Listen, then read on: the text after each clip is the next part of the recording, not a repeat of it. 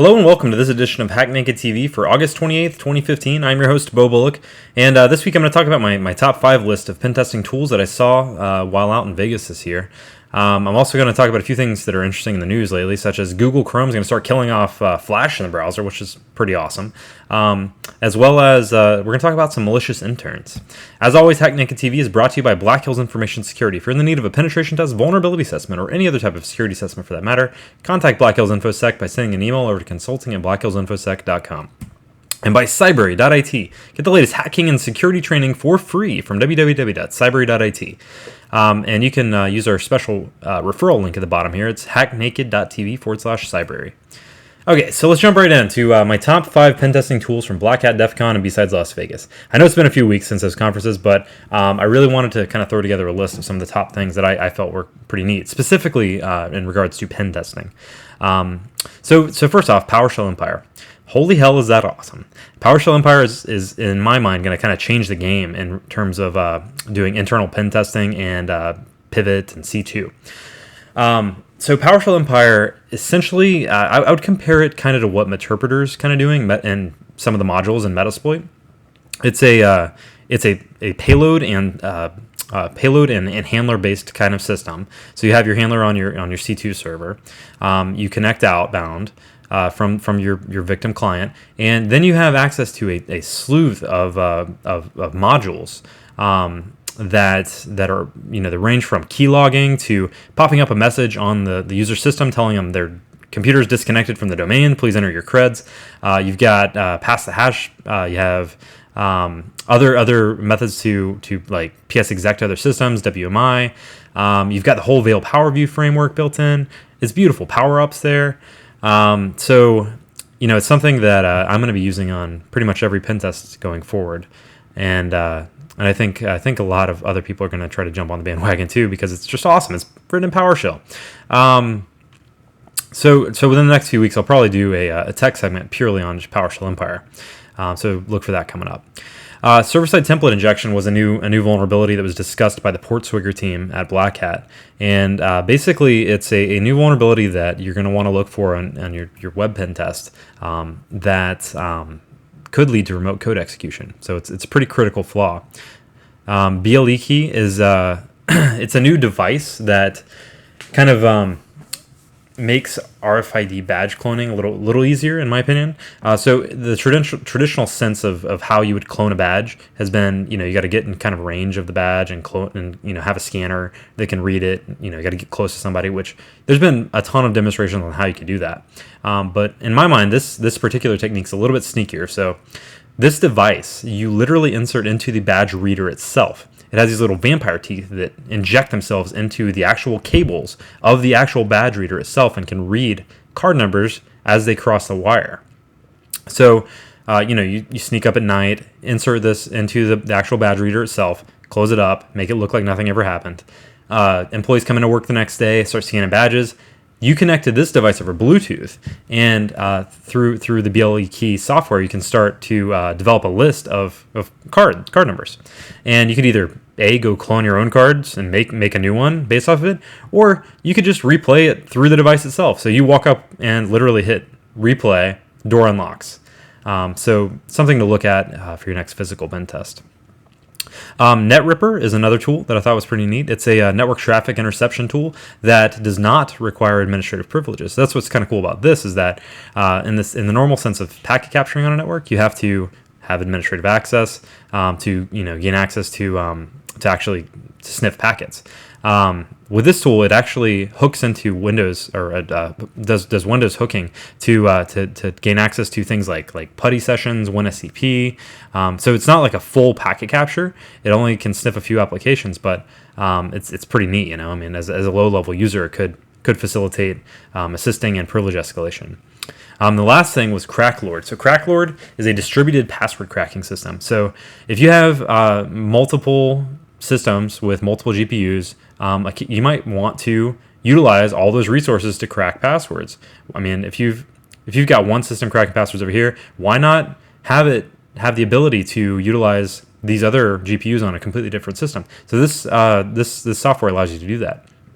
You could imagine. You could grow a huge a huge server list with a ton of different GPUs and have a massive like octopus of of password crackers all cracking the same hash.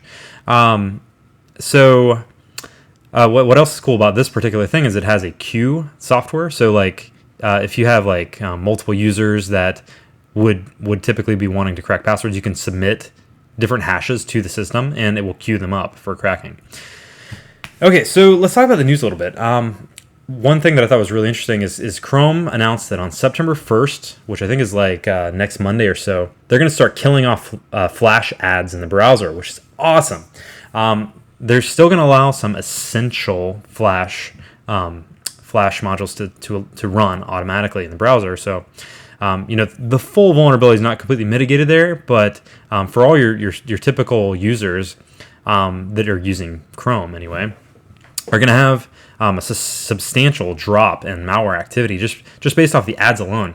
If you didn't know it already, advertisements are one of the main mechanisms of delivering exploit kits. So it's pretty awesome. Chrome's already stepping in that right direction and starting to just kill off Flash entirely. We don't even need it. So let's talk about some bad interns. Malicious interns. So an intern for FireEye actually he pleaded guilty to creating and selling the Dendroid malware. So this particular malware was a remote access toolkit for Android devices, and he was selling it for I think it was like $400 or so on dark code, and for each purchase he made, you could infect like 1,500 devices or so. He faces 10 years and $250,000 fine, but what's more interesting is that he was an intern at FireEye, and it kind of makes you wonder, somebody who is that skillful in coding and is able to create something that malicious, and they're working for a major security company, it makes you step back and think about, how exactly do you trust your security products and services? So to me, I think that, the fact that they caught him's awesome, but if they didn't, who knows what he could have actually injected into, a major software like that. And FireEye is not the only company that this probably happened to. This is something in the news lately. And I think that every corporation needs to think about who they're hiring and definitely keep a very close eye on new individuals, at least. And you know what?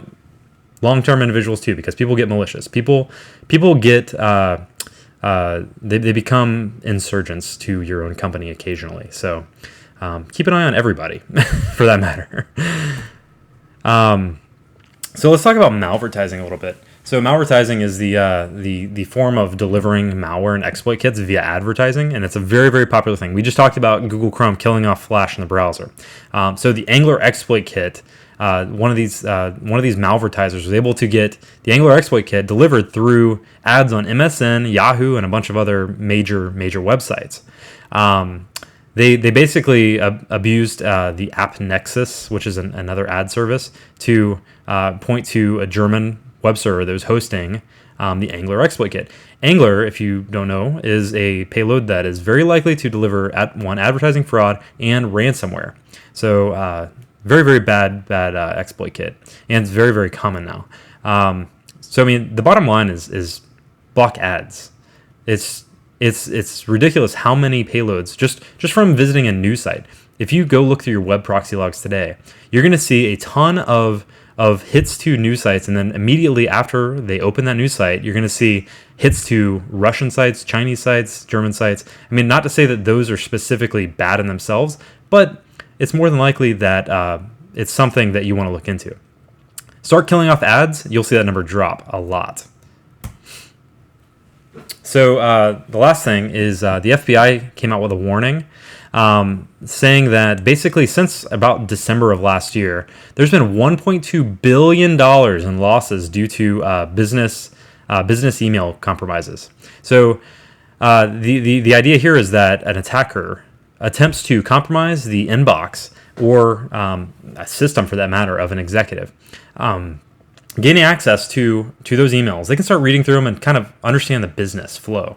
And by understanding the business flow, they can then craft even more targeted emails, spoofing employees such as a CEO, CFO, maybe somebody in like an actual transfer department, and craft emails that will actually look legit enough that people will actually start to transfer money to certain accounts.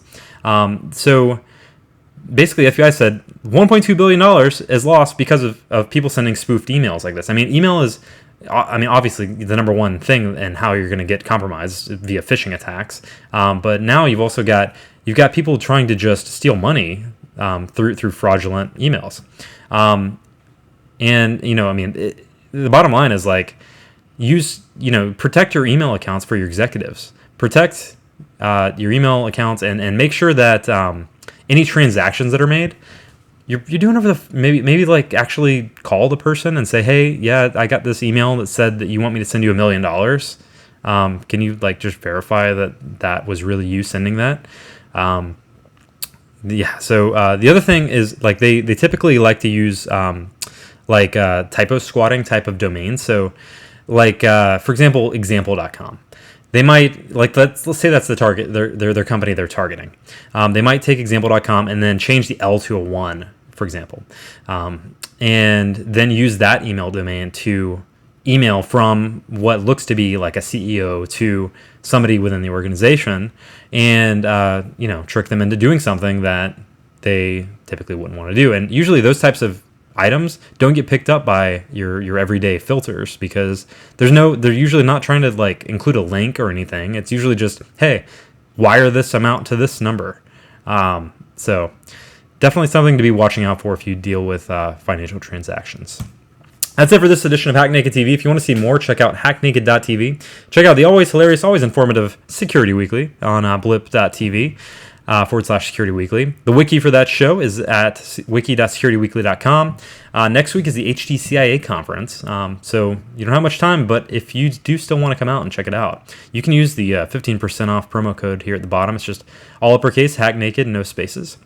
And if you want to email us, we're at theshow@hacknaked.tv, and I'm on Twitter @dafthack. Have a great weekend. See you later.